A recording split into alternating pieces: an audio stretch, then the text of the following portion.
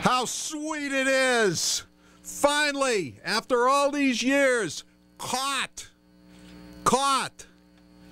Are you happy now, Whitey? Who's the boss now? Who's in charge now? You want to threaten me? Want to threaten to put me in a dumpster? Want to threaten to pick me off from the cemetery across the street from my house now? Who's laughing now, Whitey? 1-877-469-4322. This is the Howie Carr Show. It's a happy day. My heart feels like an alligator. Whitey Bulger is in custody. Doesn't this seem like one of the old J.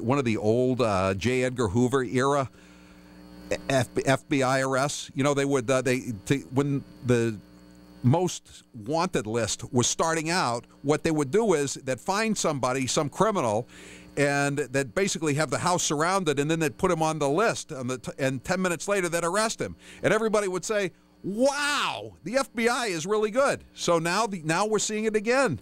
The FBI was able to put out those PSAs, those public service announcements on Catherine Grieg, and now we know they knew they have Whitey in custody.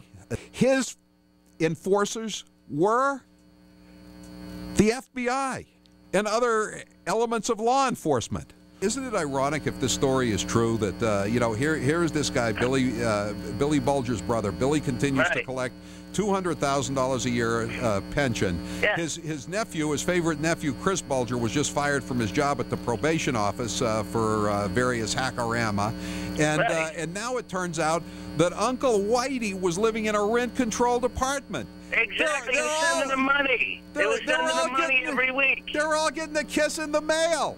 So what the heck have they been doing for the last 16 years? Well, I'll tell you one thing: if he's been in Santa Monica all this time, and they've been running up a hell of an expense account, looking for him all around the world. They've been to Uruguay, they've been to the UK, they've been to Spain, to Portugal. They've been to all the sunny places for shady people. I'll tell you that.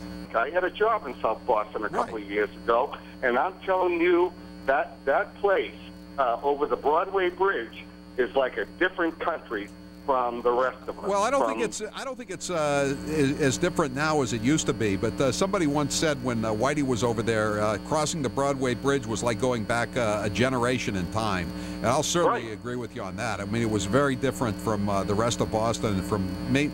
There's one of the famous quote from Kevin Weeks. He was asked, the gravedigger for the gang. He was asked, how could you get away with this in America?